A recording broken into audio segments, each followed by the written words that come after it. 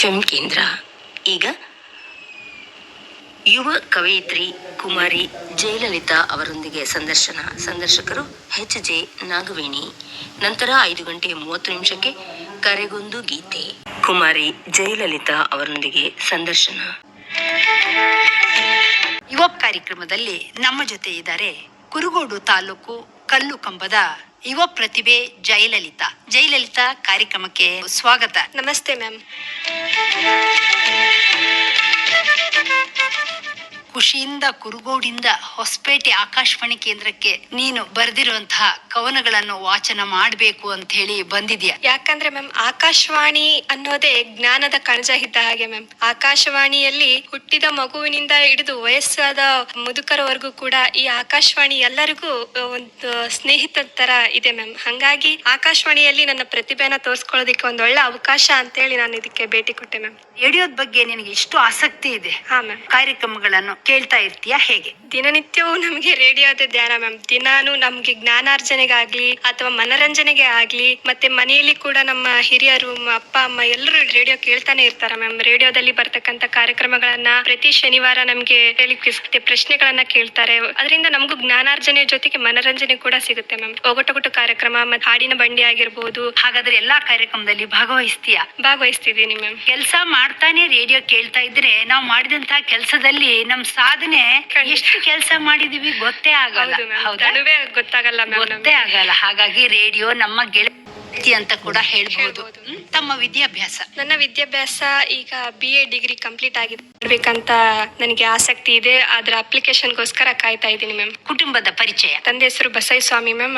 ಅವರು ಟೈಲರಿಂಗ್ ಮಾಡ್ತಾ ಇದ್ದಾರೆ. ತಾಯಿ ಜ್ಯೋತಿ ಮ್ಯಾಮ್ ಮನೆ ಕೆಲಸನ ನಿಭಾಯಿಸ್ತಾರೆ. ಅಣ್ಣ ಈಗ ಇಂಜಿನಿಯರಿಂಗ್ ಓದ್ತಾ ಇದ್ದಾರೆ ಮ್ಯಾಮ್. ಮೃತ್ಯುಂಜಯ ಅಂತ ಅವ್ರ ಹೆಸರು. ಅಪ್ಪ ಟೈಲರ್ ಅಂತ ಹೇಳಿದ್ರಿ? ಹೌದು ಮ್ಯಾಮ್. ತಯಾರಿಕೆಯಲ್ಲಿ ರೇಡಿಯೋ ಕೂಡ ಕೇಳ್ತಾ ಇರ್ತಾರೆ ಅಂತ ನಾನು ಅನ್ಕೊಳ್ತೀನಿ. ಹೌದು ಮ್ಯಾಮ್, ಖಂಡಿತ ಕೇಳ್ತಾರೆ ಮ್ಯಾಮ್. ಕೇಳ್ಕೊಂಡೆ ಸಮಯ ಕಳೀತಾ ಇರ್ತಾರೆ. ಎಷ್ಟು ಹೊಲ್ದಿದ್ದು ಕೂಡ ಗೊತ್ತಾಗೋದಿಲ್ಲ. ಹಾಗೇನೆ ಮನೆಯಲ್ಲಿ ಅಮ್ಮ ಕೂಡ ನಿಮಗೆ ಸಹಾಯ ಮಾಡಿ ಕೊಡ್ತಾರೆ.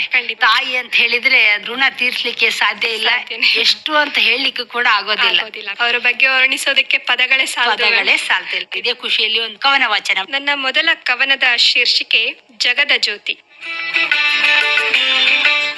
ಜ್ಞಾನ ಭಕ್ತಿಯ ಭಂಡಾರಿ, ಶರಣ ಸಂಘದ ರೂವಾರಿ, ವಿಭೂತಿಯ ಮಹಿಮೆಯ ಸಾರಿ, ಇಷ್ಟಲಿಂಗದಲ್ಲಿ ಬ್ರಹ್ಮಾಂಡವ ತೋರಿ, ಸರ್ವರಲ್ಲಿ ಸಮಾನತೆಯ ಸಾರಿ, ಗುರುವೇ ನಿಮ್ಮ ಕರುಣೆಗೆ ನಾ ಆಭಾರಿ. ಅಂಧಕಾರದ ಕಣ್ಣ ತೆರೆಸಿದಿರಿ ಬಸವಣ್ಣ, ಅಂಧಕಾರದ ಕಣ್ಣ ತೆರೆಸಿದಿರಿ ಬಸವಣ್ಣ, ಬದಲಿಸಿದೆ ಸಮಾಜದ ಬಣ್ಣ, ಸ್ತ್ರೀ ಸಾಮಾನ್ಯರಿಗೆ ನೀನಾದೆ ಅಣ್ಣ, ಸ್ತ್ರೀ ಸಾಮಾನ್ಯರಿಗೆ ನೀನಾದೆ ಅಣ್ಣ, ಕಟ್ಟಿದೆ ಅನುಭವ ಮಂಟಪವನ್ನ, ಕಾಯಕದ ಜೊತೆಗೆ ಕೊಟ್ಟೆ ಹಸುವಿಗೆ ಅನ್ನ, ಕಟ್ಟಿದೆ ಅನುಭವ ಮಂಟಪವನ್ನ, ಕಾಯಕದ ಜೊತೆಗೆ ಕೊಟ್ಟೆ ಹಸುವಿಗೆ ಅನ್ನ, ನಿರಾಕಾರದ ಶಿವನಿಗೆ ತಂದಿರಿ ಸಾಕಾರ ಲಿಂಗದ ಮೂರ್ತಿ, ಜ್ಞಾನದ ಜ್ಯೋತಿ ನೀವಾದಿರಿ ಜೀವನದ ಪೂರ್ತಿ, ನಿರಾಕಾರ ಶಿವನಿಗೆ ತಂದಿರಿ ಸಾಕಾರ ಲಿಂಗದ ಮೂರ್ತಿ, ಜ್ಞಾನದ ಜ್ಯೋತಿ ನೀವಾದಿರಿ ಜೀವನದ ಪೂರ್ತಿ, ಭಾರತ ವಿಶ್ವಕ್ಕೆ ಗುರು ಆಗಲು ನೀವೇ ಸ್ಫೂರ್ತಿ, ಭಾರತ ವಿಶ್ವಕ್ಕೆ ಗುರು ಆಗಲು ನೀವೇ ಸ್ಫೂರ್ತಿ,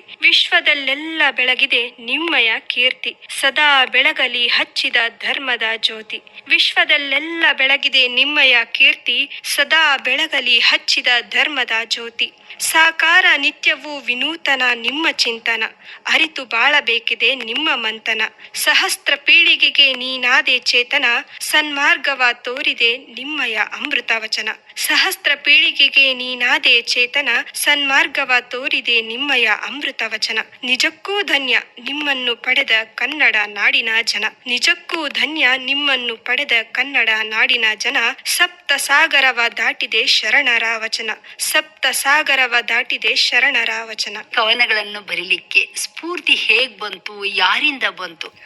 ಈ ಕುರಿತು ನಮ್ಮ ಕೇಳುಗರಿಗೆ. ಸ್ಫೂರ್ತಿ ಅಂತ ಮೊದಲೇ ಮಾತೆ ಅಂದ್ರೆ ನನಗೆ ಸ್ಫೂರ್ತಿನೇ ನನ್ನ ತಾಯಿ ಮ್ಯಾಮ್. ಆಮೇಲೆ ನಮ್ಮ ತಂದೆ ಮ್ಯಾಮ್. ನಮ್ಮ ತಂದೆ ಬಟ್ಟೆ ಹೊಲಿಯೋದ್ರ ಜೊತೆಗೆ ನಮ್ಮ ಜೀವನವನ್ನ ಕೂಡ ಹೊಲಿತ ಮ್ಯಾಮ್. ಅವರೇ ನನಗೆ ಸ್ಫೂರ್ತಿ. ಯಾಕಂದ್ರೆ ಅವರು ತಾವು ಕಷ್ಟಪಟ್ಟಂತ ಜೀವನವನ್ನ ನಮ್ಮ ಜೊತೆ ಹಂಚ್ಕೊಳ್ತಾರೆ ಮ್ಯಾಮ್. ಅದರಿಂದ ಕೂಡ ಎಲ್ಲಾ ಸಾಧಕರ ಹಿಂದೆ ಕಷ್ಟದ ಚರಿತ್ರೆ ಇದ್ದೇ ಇರುತ್ತೆ ಅನ್ನೋದು ಒಂದು ಖಂಡಿತವಾದ ವಿಷಯ ಆಗಿದೆ. ಅದು ಕೂಡ ನಮ್ಗೆ ಕವನ ಬರೆಯೋದಿಕ್ಕೆ ಸ್ಫೂರ್ತಿ ಆಗುತ್ತೆ ಮ್ಯಾಮ್. ಆಧ್ಯಾತ್ಮದ ಕಡೆ ನನಗೆ ಬಹಳ ಒಲವು ಇರೋದ್ರಿಂದ ಶರಣರ ಸಂಘದಲ್ಲಿ ಬಹಳ ಇರ್ತೀನಿ ಮ್ಯಾಮ್. ಹಂಗಾಗಿ ಈ ಕವನ ಬರೆಯೋದಿಕ್ಕೆ ಶರಣರು ಮತ್ತೆ ಸಜ್ಜನರು ಹಾಗೆ ತಂದೆ ತಾಯಿಗಳ ಆಶೀರ್ವಾದ ಮತ್ತು ಅವರ ಸ್ಫೂರ್ತಿ ಅಂತ ಹೇಳ್ಬೋದು ಮ್ಯಾಮ್. ಯುವ ಪ್ರತಿಭೆಗಳಿಗಾಗಿ ಕಾಲೇಜು ವತಿಯಿಂದ ತುಂಬಾ ಕಾರ್ಯಕ್ರಮಗಳು, ಆ ಒಂದು ಕಾರ್ಯಕ್ರಮದಲ್ಲಿ ಭಾಗವಹಿಸಿದ್ದೀರಾ, ಅದರ ಒಂದು ನೆನಪು? ಇತ್ತೀಚೆಗೆ ನಾನು ಹಂಸಾಂಬ ಗೀತಾಶ್ರಮ ಅಂತೇಳಿ ಹೊಸಪೇಟೆಯಲ್ಲಿ ಇರ್ತಕ್ಕಂಥ ಆಶ್ರಮದಲ್ಲಿ ಕೂಡ ಯುವ ಪ್ರತಿಭೆ ಸ್ವಾಮಿ ವಿವೇಕಾನಂದರ ಬಗ್ಗೆ ಮಾತನಾಡೋದಕ್ಕೋಸ್ಕರ ಕಾಲೇಜ್ ಕಡೆಯಿಂದ ನನ್ನ ಆಯ್ಕೆ ಮಾಡ್ಕೊಂಡಿದ್ದೆ. ಅದರಲ್ಲೂ ಕೂಡ ಕವನ ವಾಚನ ಮಾಡಿದೆ. ಈಗ ಮತ್ತು ಸ್ವಾಮಿ ವಿವೇಕಾನಂದರ ಬಗ್ಗೆ ಭಾಷಣ ಕೂಡ ಮಾಡಿದೆ. ಮತ್ತೆ ಬಳ್ಳಾರಿಯಲ್ಲಿ 21ನೇ ಜಿಲ್ಲಾ ಮಟ್ಟದ ಕನ್ನಡ ಸಾಹಿತ್ಯ ಸಮ್ಮೇಳನದಲ್ಲಿ ಕವನ ವಾಚನ ಮಾಡಿದೆ. ಅಲ್ಲಿ ದಲಿತ ಕವಿ ಸಿದ್ದಲಿಂಗಯ್ಯ ಅವರು ಬಾಲಕವಿ ಅನ್ನೋ ಬಿರುದು ಕೂಡ ಕೊಟ್ಟಿದ್ರು. ಆ ಬಿರುದು ಸಿಗ್ಲಿಕ್ಕೆ ಎಷ್ಟೆಲ್ಲಾ ಪ್ರಯತ್ನಗಳು ಬೇಕು, ಸಾಧನೆ ಬೇಕು, ಶ್ರಮ ಬೇಕು ಅಲ್ವಾ ಜಯಲಲಿತಾ? ಎಷ್ಟು ಶ್ರಮ ಇದ್ರೂ ಕೂಡ ಈ ಕವನ ವಾಚನ ಮಾಡ್ಲಿಕ್ಕೆ ಆಗ್ಲಿ, ಓದ್ಲಿಕ್ಕೆ ಆಗ್ಲಿ ಸಮಯ ಬಹಳಷ್ಟು ಬೇಕು. ಖಂಡಿತ ಓದಿನ ಜೊತೆಗೇನೆ ಈ ಒಂದು ಕವನ ಬರೆಯುವ ಅಭ್ಯಾಸ ಕೂಡ ಇಟ್ಕೊಂಡಿದ್ದೀರಿ. ಎರಡರಲ್ಲೂ ಸಮಯವನ್ನು ಹೇಗೆ ನೀವು ಸರಿದೂಗಿಸ್ಕೊಂಡು ಹೋಗ್ತೀರಿ? ಹಾ ಮ್ಯಾಮ್, ಈ ಪ್ರಶ್ನೆಗೆ ಉತ್ತರ ಅಂತಂದ್ರೆ ಸಮಯ ಕೊಡ್ಬೇಕು ಅಂತ ನಮ್ಗೆ ಗೊತ್ತೇ ಆಗಲ್ಲ ಮ್ಯಾಮ್. ತನ್ನಷ್ಟಕ್ಕೆ ತಾನೇ ನಮ್ಮ ಮನದಲ್ಲಿ ಬರುತ್ತೆ ಮ್ಯಾಮ್. ಆ ಪದಗಳು ಅವು ಬಂದಾಗ ಅದಷ್ಟಕ್ಕದೇ ಸಮಯ ತಗೊಳುತ್ತೆ ಮ್ಯಾಮ್. ಅದು ನೆನಪಾದಾಗ ನಾವು ಅದೇ ಸಮಯದಲ್ಲೇ ನಾವು ಅದನ್ನ ಬರಿತೀವಿ ಮ್ಯಾಮ್. ಕೆಲವೊಂದ್ಸಲ ರಾತ್ರಿ ನೆನಪು ಬಂದ್ರೆ ಆಗಿಂದಾಗ್ಲೇ ನಾವು ಅದನ್ನ ನೋಟ್ ಮಾಡ್ಕೊಂಡು ಮತ್ತೆ ಸರಿಪಡಿಸ್ತೀವಿ. ರಾತ್ರಿ ಹಗಲುಗಳೆನ್ನದೆ ಕವನದಲ್ಲಿ ಮಿಂದೇಳ್ತೀರಿ. ಖಂಡಿತ ಮ್ಯಾಮ್. ಸ್ಪರ್ಧೆಯಲ್ಲಿ ಭಾಗವಹಿಸಿದ್ದೆ, ಅಲ್ಲಿ ನನಗೆ ಬಿರುದು ಕೂಡ ಪಡೆದುಕೊಂಡೆ ಅಂತ ಹೇಳಿದೆ. ಅಲ್ಲಿ ನೀನು ವಾಚನ ಮಾಡಿದಂತಹ ಕವಿತೆ ಈಗ ನಮ್ಮ ಕೇಳುಗರಿಗಾಗಿ. ಅಲ್ಲಿ ಬಳ್ಳಾರಿ ಜಿಲ್ಲಾ ಮಟ್ಟದ ಕನ್ನಡ ಸಾಹಿತ್ಯ ಸಮ್ಮೇಳನದಲ್ಲಿ ನಾಡಿನ ಭಾವೈಕ್ಯತೆಯ ಅನಾವರಣ ಅದ್ರ ಕುರಿತು ಕವನ ವಾಚನ ಮಾಡಿದ್ದೆ. ಅದನ್ನ ಈಗ ನಿಮ್ ಮುಂದೆ ಹೇಳೋದಾದ್ರೆ, ಸಹಸ್ರಗಳ ಸಾಗಿ ಬಂದಿದೆ ಕನ್ನಡದ ತೇರು, ಮೊಳಗಲಿ ಕನ್ನಡದ ಕಹಳೆಯೂ ಜೋರು, ಕನ್ನಡ ನಾಡಿನ ಭದ್ರ ಕೋಟೆಯೇನು ಏರು, ನಾಡಿನ ಸುಸಂಸ್ಕೃತಿಯ ಮನ ಮುಟ್ಟುವಂತೆ ಸಾರು, ಇದು ಸುವರ್ಣ ಯುಗದ ಹುಟ್ಟುತವರೂರು, ಎಲ್ಲಾದರೂ ಇರು ಎಂದೆಂದಿಗೂ ಕನ್ನಡವಾಗಿರು, ಕನ್ನಡವೇ ಪ್ರಾಣ ಕನ್ನಡವೇ ಮಾನ, ಚಿರಕಾಲ ಸಾಗಲಿ ಕನ್ನಡ ತೇರಿನ ಯಾನ, ವಿದೇಶಕ್ಕೂ ಮುಟ್ಟಬೇಕಿದೆ ಕನ್ನಡಿಗರ ಹೊಸತನ, ವಿದೇಶಕ್ಕೂ ಮುಟ್ಟಬೇಕಿದೆ ಕನ್ನಡಿಗರ ಹೊಸತನ, ಜ್ಞಾನಕ್ಕೆ ಪೀಠ ಇದು ಕನ್ನಡಿಗರ ಸ್ವಾಭಿಮಾನ, ಕವಿ ಶ್ರೇಷ್ಠ ರಾಜಾದಿ ಶರಣರು ಕಟ್ಟಿದ ನಾಡಿದು ಘನ, ಜ್ಞಾನಕ್ಕೆ ಪೀಠ ಇದು ಕನ್ನಡಿಗರ ಸ್ವಾಭಿಮಾನ, ಕವಿ ಶ್ರೇಷ್ಠ ರಾಜಾದಿ ಶರಣರು ಕಟ್ಟಿದ ನಾಡಿದು ಘನ, ಸುಮ್ಮನೆ ದೊರೆತಿಲ್ಲವು ಕನ್ನಡದ ನೆಲವು, ಅಡಿಗ ಕಣವಿ ಗೋಕಾಕ್ರಂತವರ ಬೆವರಿನ ಫಲವು, ತನು ಮನದಲ್ಲಿ ಉಸಿರಾಗಲಿ ಕನ್ನಡದ ಒಲವು, ಕನ್ನಡಿಗನ ಹೃದಯದಿ ಮೊಳಗಲಿ ಕನ್ನಡದ ಗೆಲುವು, ನಾಡಿನ ಸಮೃದ್ಧ ಸಂಸ್ಕೃತಿಗೆ ಸಾಟಿ ಇಲ್ಲದ ಚೆಲುವು,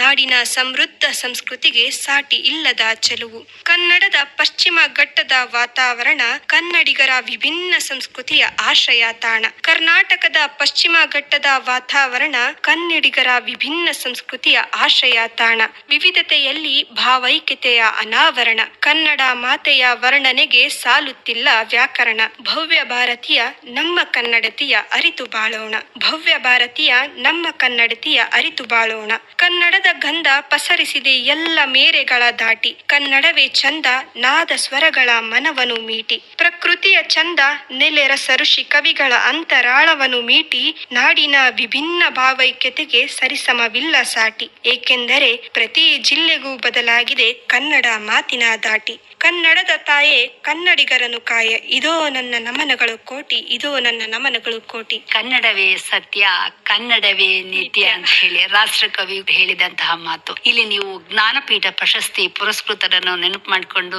ವಾಚನ ಮಾಡಿದಂತಹ ಕವನ ತುಂಬಾ ಚೆನ್ನಾಗಿ ಮೂಡಿ ಬಂತು. ನಮ್ ಕೇಳುಗರೆಲ್ಲ ಕಾರ್ಯಕ್ರಮ ಕೇಳ್ತಾರೆ, ಭಾಗವಹಿಸ್ತಾರೆ ಕೂಡ. ಕಾಲೇಜ್ ವತಿಯಿಂದ ನಿಮ್ಮನ್ನು ಈ ಕಾರ್ಯಕ್ರಮಕ್ಕೆ ಕಳಿಸ್ಕೊಟ್ಟಿದ್ರು. ಇದರಲ್ಲಿ ನಿಮ್ಮ ಶಿಕ್ಷಕರ ಪಾತ್ರ ಹಾಗೂ ಗೆಳತಿಯರ ಪಾತ್ರ, ಸಾಧನೆ. ನಮ್ಗೆ ಗೆಳತಿಯರು ಅಂತ ಮತ್ತೆ ಗೆಳೆಯರು ಸ್ನೇಹದ ಬಳಗ ಅಂತಂದ್ರೆ ನನಗೆ ಗುರುಗಳ ಬಳಗನೇ ಸ್ನೇಹರ ಬಳಗ ಇದ್ದ ಹಾಗೆ ಮ್ಯಾಮ್. ನನ್ನ ಕವನ ಬರೆಯೋದಾಗ್ಲಿ, ಅದ್ರ ಬಗ್ಗೆ ಏನಾದ್ರೂ ಕರೆಕ್ಷನ್ ಮಾಡೋದೇ ಆಗಿರ್ಲಿ, ಅಥವಾ ಅದ್ರ ಬಗ್ಗೆ ತಪ್ಪುಗಳನ್ನ ಸರಿಗಳನ್ನ ತಿದ್ದುಪಡಿಸೋದು ಎಲ್ಲ ನಮ್ಮ ಶಿಕ್ಷಕರೇ ಮ್ಯಾಮ್. ನಮ್ಗೆ ಕಾಲೇಜಲ್ಲಿ ತುಂಬಾ ಚೆನ್ನಾಗಿ ಬರೀತೀಯಮ್ಮ, ನೀನು ಇನ್ನೂ ಭಾಗವಹಿಸ್ಬೇಕು, ಮತ್ತೆ ವೇದಿಕೆಗಳ ಅವಕಾಶ ಕೊಡೋದು ಕೂಡ ನಮ್ಗೆ ಶಿಕ್ಷಕರೇ. ಅವರಿಂದ ಈ ಮಟ್ಟಕ್ಕೆ ಬಂದಿದ್ದೀನಿ ಅಂತಂದ್ರೆ ಅದಕ್ಕೆ ಅವರೇ ಕಾರಣ ಮ್ಯಾಮ್. ಶಿಕ್ಷಕರು ತಿದ್ದಿದ್ರೆ ಮಾತ್ರ ತಪ್ಪು ಸರಿಗಳ ಒಂದು ಸರಮಾಲೆಯನ್ನು ಅವರು ನಮ್ಗೆ ನೀಡ್ತಾರೆ. Correct ma'am. ನೀಡಿದಾಗ ನಮ್ ಸಾಧನೆ ಇನ್ನು ಹೆಚ್ಚು ಎತ್ತರಕ್ಕೆ ಬೆಳೀತದೆ ಅಂತ ಹೇಳ್ಬಹುದು. ಕವನಗಳನ್ನು ನೀನು ಪ್ರಸ್ತುತ ಪಡಿಸ್ತಾ ಇದೀಯ, ಏನ್ ಹೇಳ್ತಾರೆ ಈ ಕುರಿತು? ಎಷ್ಟು ಖುಷಿ ಪಡ್ತಾರೆ? ಯಾಕೆಂತ ಹೇಳಿದ್ರೆ ಹಲವಾರು ವೇದಿಕೆ ಕಾರ್ಯಕ್ರಮಗಳನ್ನು ನೀಡಿದೀರಾ. ಈ ಕುರಿತು ಒಂದು ಸಣ್ಣ ತುಣುಕು. ತಂದೆ ತಾಯಿಗೆ ಅಂತಂದ್ರೆ ಅವರಿಗೆ ಖುಷಿಗೆ ಅದಕ್ಕೆ ವಿರಾಮ ಅನ್ನೋದೇ ಇಲ್ಲ ಮ್ಯಾಮ್. ನಮ್ಮ ಸಾಧನೆ ಕಂಡ್ರೆ ಅವ್ರ ಪ್ರತಿಯೊಂದು ನನ್ನ ಸಾಧನೆ ಹೆಜ್ಜೆಯಲ್ಲಿ ಎಷ್ಟು ಸಂತೃಪ್ತಿ ಮತ್ತು ಸಂತೋಷ ಪಡ್ತಾರೆ ಅಂದ್ರೆ ಅದಕ್ಕೆ ಮೇರೆನೇ ಇಲ್ಲ ಮ್ಯಾಮ್. ನಮಗೆ ಬಡತನ ಇದ್ರೂ ಕೂಡ ನಮ್ಮ ಮಕ್ಕಳೇ ನಮಗೆ ಸೇವಂತರು ಅಂತಾನೆ ಹೇಳ್ತಾರೆ. ಪ್ರತಿಯೊಂದು ವೇದಿಕೆಯಲ್ಲೂ ಕೂಡ ನಾನು ನಮ್ಮ ಅಪ್ಪ ಅಮ್ಮನ ಕರ್ಕೊಂಡು ಹೋಗ್ತೀನಿ. ಯಾಕಂದ್ರೆ ಮೊದ್ಲು ನಮ್ಮ ಸಾಧನೆ ಕಂಡು ಖುಷಿ ಪಡೋದು ಅವರು ಮ್ಯಾಮ್. ಹಂಗಾಗಿ ಅವರು ನಮ್ಮ ಸಾಧನೆ ಕಂಡು ತುಂಬಾ ಖುಷಿ ಪಡ್ತಾರೆ. ಅಷ್ಟೇ ಅಲ್ಲದೆ ನಮ್ಮನ್ನೇ ಆಸ್ತಿಯನ್ನಾಗಿ ಮಾಡಿದ್ದಾರೆ ಮ್ಯಾಮ್ ಅವರು. ಆಸ್ತಿ ಬೇಡ ನಮಗೆ, ನೀವುಗಳೇ ತಂದೆ ತಾಯಿಗೆ ಆಸ್ತಿ. ತುಂಬಾ ಚೆನ್ನಾಗಿ ಮಾತನಾಡ್ತೀರಿ. ಕವನ. ಪ್ರಕೃತಿ ಮನುಷ್ಯನಿಗೆ ಎಷ್ಟು ಮುಖ್ಯ ಅನ್ನೋದ್ರ ಬಗ್ಗೆ, ಮತ್ತೆ ಪ್ರಕೃತಿಗೆ ನಾವೇನು ಕೊಟ್ವಿ, ಪ್ರಕೃತಿ ನಮಗೇನು ಕೊಡ್ತಾ ಅನ್ನೋದ್ರ ಬಗ್ಗೆ ಒಂದು ಸಣ್ಣ ಕವನದ ಮೂಲಕ ತಿಳಿಸ್ತೀನಿ. ಪ್ರಕೃತಿಯ ನಂಟು.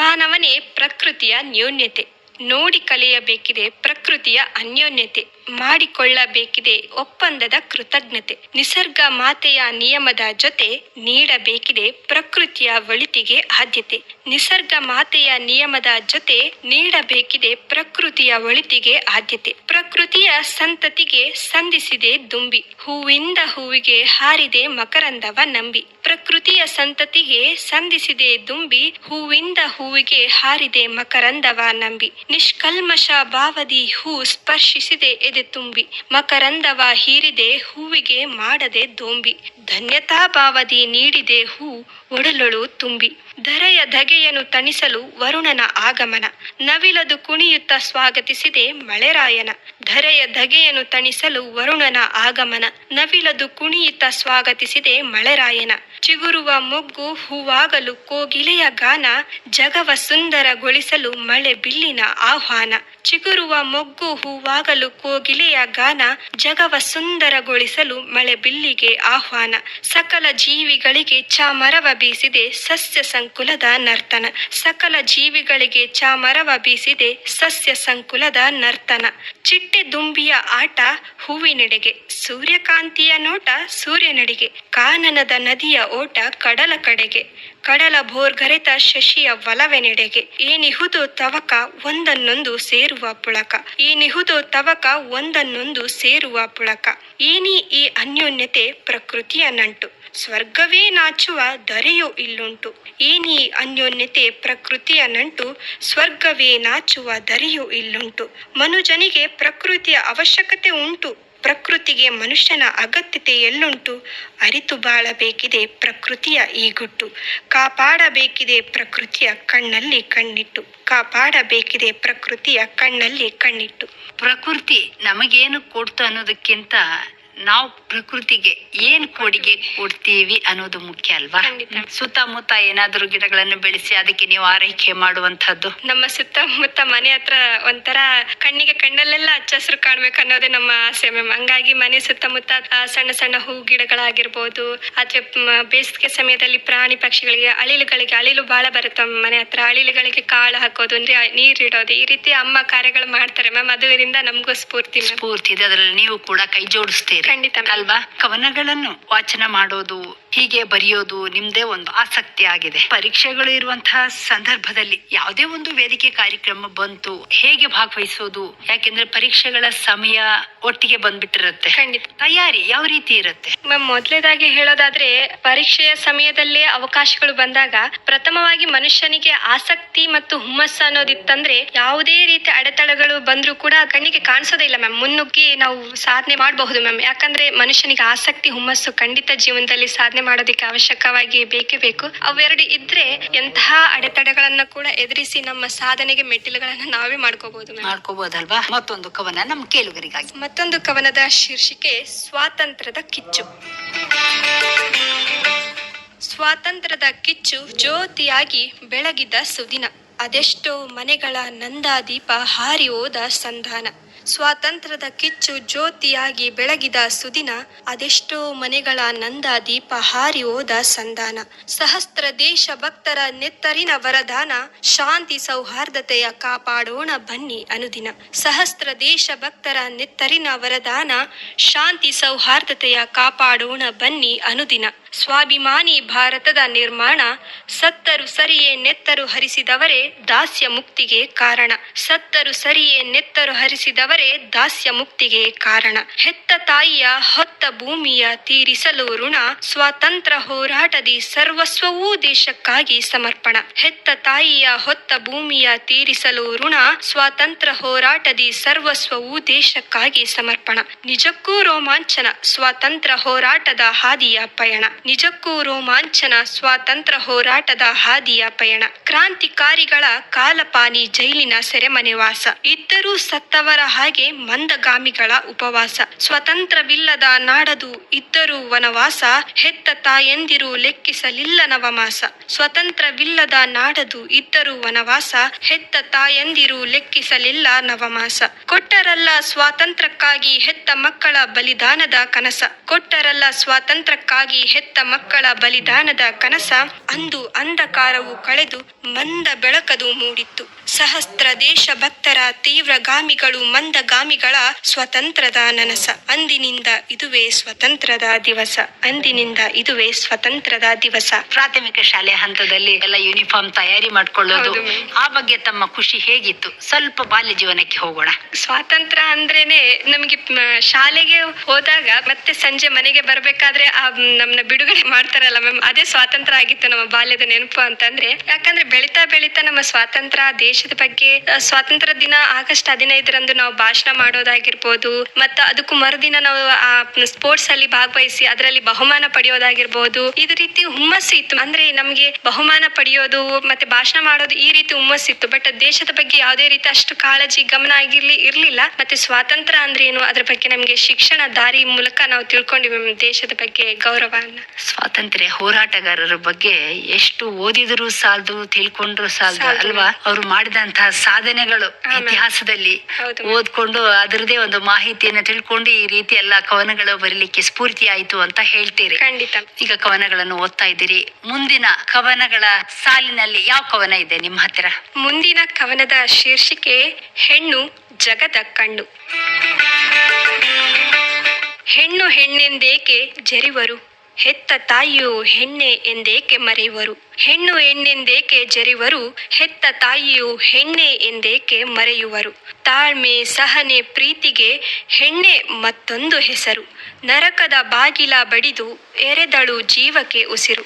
ನರಕದ ಬಾಗಿಲ ಬಡಿದು ಎರೆದಳು ಜೀವಕ್ಕೆ ಉಸಿರು. ತಾಯ್ತನದ ತ್ಯಾಗವ ಮರೆತರು ಮೂಡರು. ತಾಯ್ತನದ ತ್ಯಾಗವ ಮರೆತರು ಮೂಡರು. ಸಕಲಕ್ಕೂ ಹೆಣ್ಣು ಮೂಲವಾಗಿರಲು ಅನುಗಾಲವು ಸಾಕಿ ಸಲಹುತ್ತಿರಲು.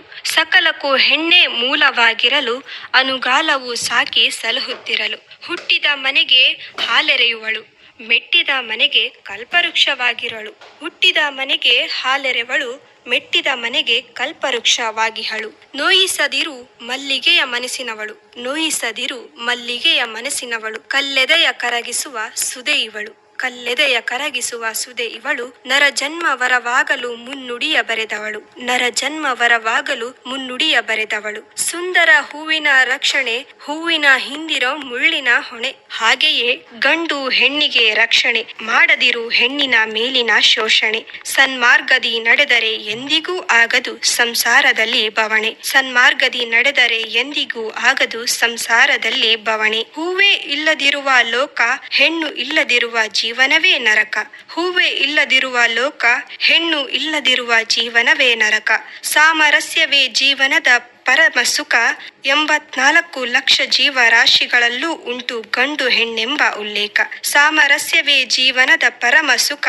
84 ಲಕ್ಷ ಜೀವರಾಶಿಗಳಲ್ಲಿಯೂ ಉಂಟು ಗಂಡು ಹೆಣ್ಣೆಂಬ ಉಲ್ಲೇಖ. ಹೆಣ್ಣಿಗೆ ಗೌರವಿಸಿದರೆ ಮಾನವ ಜನ್ಮವಿದು ಸಾರ್ಥಕ. ಹೆಣ್ಣಿಗೆ ಗೌರವಿಸಿದರೆ ಮಾನವ ಜನ್ಮವಿದು ಸಾರ್ಥಕ. ನಿಮ್ಮ ಈ ಕವನ ಕೇಳ್ತಾ ಇದ್ರೆ ಪ್ರಧಾನ ಮಂತ್ರಿಗಳಾದಂಥ ಶ್ರೀಯುತ ನರೇಂದ್ರ ಮೋದಿ ಅವರ ಬೇಟಿ ಬಚಾವ್ ಬೇಟಿ ಪಡಾವ್ ಇಲ್ಲಿ ಅನ್ವಯಿಸುತ್ತೆ ಅಲ್ವಾ? ಖಂಡಿತ. ಎಲ್ಲ ಮಕ್ಕಳು ಒಂದೇ.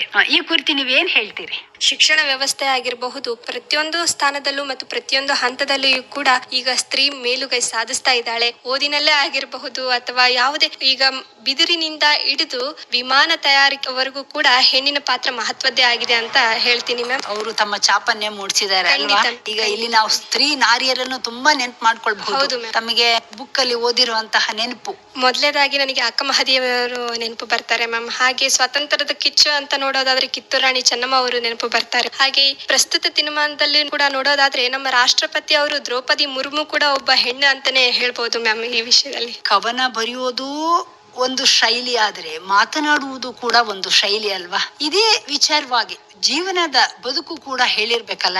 ಗುರು ಹಿರಿಯರ ಜೊತೆ ಯಾವ ರೀತಿ ನಡ್ಕೊಳ್ಬೇಕು, ಶಿಕ್ಷಕರ ಜೊತೆ ಯಾವ ರೀತಿ ಇರ್ಬೇಕು, ಹೌದು ಮ್ಯಾಮ್. ಈ ಕುರಿತು ನಮ್ಮ ಅಮ್ಮ ನನಗೆ ಬಡ್ದಿರೋದು ನೆನಪೇ ಇಲ್ಲ ಮ್ಯಾಮ್. ಯಾಕಂದ್ರೆ ಮುದ್ದಾದ ಮಾತಿನಲ್ಲಿ ಪ್ರತಿಯೊಂದು ದಿನಾನು ನಮ್ಗೆ ಒಂದು ಹೊಸ ದಿನ. ಏನು ಅಕ್ಷರ ಕಲ್ತೆ ಇರ್ಬೋದು ಮ್ಯಾಮ್, ಆದ್ರೆ ಪ್ರತಿದಿನ ಸ್ವಾಮಿ ವಿವೇಕಾನಂದರ ಮಾತು ಅಂತ ಹೇಳ್ತಾರೆ ಮ್ಯಾಮ್. ನಮ್ಗೆ ದಿನದಲ್ಲಿ ಒಮ್ಮೆ ಆದ್ರೂ ನಿನ್ನೊಂದಿಗೆ ನೀನು ಮಾತನಾಡು, ಇಲ್ಲ ಆದ್ರೆ ವಿಶ್ವದ ಅತ್ಯುತ್ತಮ ವ್ಯಕ್ತಿಯನ್ನ ಭೇಟಿ ಆಗೋ ಅವಕಾಶದಿಂದ ನೀನು ವಂಚಿತ ಆಗ್ತೀಯಾ ಅಂತ ನಮ್ಗೆ ಅಮ್ಮ ಪ್ರತಿದಿನ ಹೇಳ್ತಾರೆ ಮ್ಯಾಮ್. ಯಾಕಂದ್ರೆ ವಿಶ್ವದ ಅತ್ಯುತ್ತಮ ವ್ಯಕ್ತಿ ಯಾರು ಅಂದ್ರೆ ನಮ್ಗೆ ನಾವೇ. ಯಾಕಂದ್ರೆ ನಮ್ಮ ಸರಿ ತಪ್ಪುಗಳನ್ನ ತಿದ್ದಿಕೊಂಡು ಮರುದಿನ ನಾವು ಆ ತಪ್ಪು ಮಾಡ್ಲೇಬಾರದು ಅಂತ ನಮ್ಮಮ್ಮ ನಮಗೆ ಪ್ರತಿದಿನ ಬುದ್ಧಿ ಹೇಳ್ತಾರೆ ಮ್ಯಾಮ್. ಯಾಕಂದ್ರೆ ವಿದ್ಯಾರ್ಥಿ ಜೀವನದಲ್ಲಿ ಮಾಡದ ಸಾಧನೆ ಮುಂದೆ ಹೊತ್ತು ಮಾಡುವಿರೆ ಸಂಸಾರ ಭವಣೆ ಅಂತ ಅಮ್ಮ ಈ ರೀತಿ ನಮ್ಗೆ ದಿನ ಇನ್ಸ್ಪಿರೇಷನ್ ಮ್ಯಾಮ್. ದಿನ ನಮ್ಮ ತಪ್ಪುಗಳನ್ನ ತಿದ್ದುತ್ತಾರೆ ಮತ್ತೆ ಸರಿ ದಾರಿಗೆ ತರ್ತಾರೆ ಮ್ಯಾಮ್. ಜೀವನದ ಪಾಠ ತುಂಬಾ ಚೆನ್ನಾಗಿ ಹೇಳ್ಕೊಟ್ಟಿದ್ದಾರೆ. ಖಂಡಿತ. ಇದಕ್ಕೆ ನೋಡಿ ಹೇಳಿದ್ರು ತಾಯಿಯೇ ಮೊದಲೇ ಗುರು ಅಂತ ಅಲ್ವಾ? ಖಂಡಿತ. ತಮ್ಮ ಮುಂದಿನ ಕವನ.